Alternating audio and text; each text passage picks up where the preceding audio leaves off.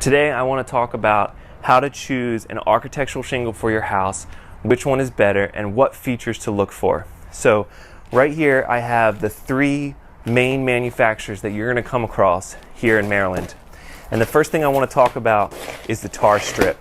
So the tar strip is your first defense against wind because they seal the shingles down, and so it's important to have a strong tar strip. So let me show you these three shingles in comparison to this other brand, which is an extreme example, but I'm just showing you this for the sake of this example. So right here we have three manufacturers. These are the three main manufacturer brands in Maryland, and this is another one that I'm just putting here for an example. But notice the size of the tar strip in comparison to each other. This one is so much thinner. It's about half the size of these other brands. These are pretty much the same. This is an Owens shingle right here, and just look at the consistency as you go down. It's very important that you have a solid tar strip all the way down your shingle. Next, the nailing strip is important. So where the shingle is nailed, you might hear somebody say that their shingle has a large nailing strip, and that doesn't necessarily matter to you as the homeowner because it's more for the installers when they're up there on the roof. It's easier if they have something wider to nail on. But that phrase, that saying that it's a wide nailing strip, is a little bit deceptive because these shingles are actually two pieces of shingle coming together and sealed down on top of each other, and where they overlap is crucial. You want to be able to put a nail through both layers of this shingle. This is the bottom portion of the shingle, this is the top portion of the shingle right here, and when they come together in this nailing zone.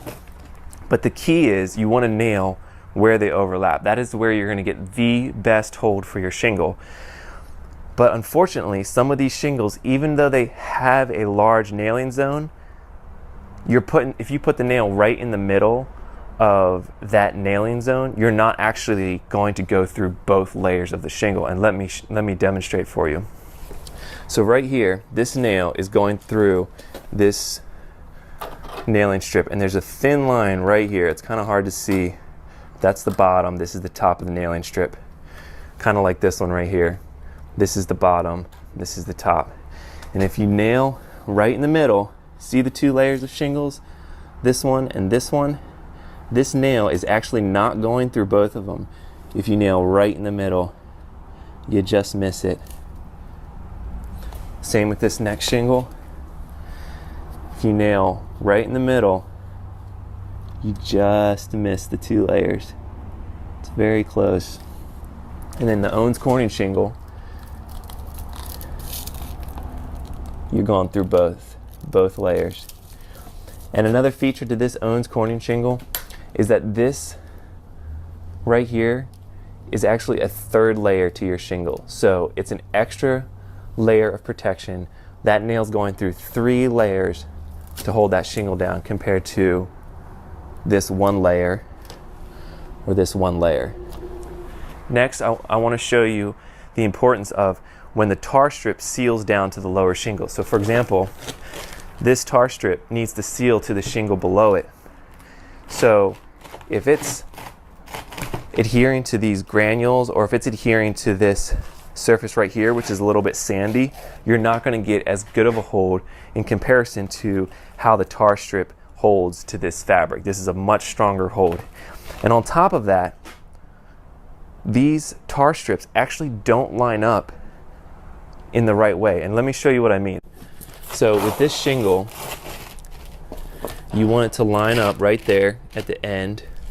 And watch what happens when I pick it up. The tar strip, you would think it would adhere right here, but instead it's like halfway on this section and halfway on the stone. So it's actually not the best hold. This shingle, same thing. The tar strip is adhering right to the granules, still not the best. And then Owens Corning,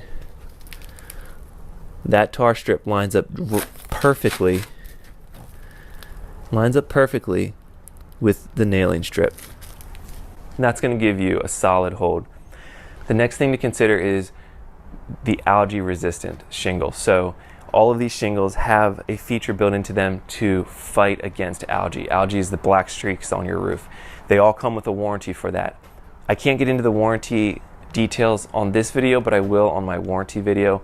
Just keep in mind, if that is a concern of yours, there are other options like a zinc strip along the top of your roof that can help prevent algae. You can also get your roof cleaned. There are other options.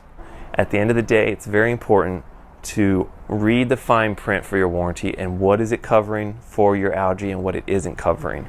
Each of these brands have very compatible warranties, but again, you really need to read the fine print.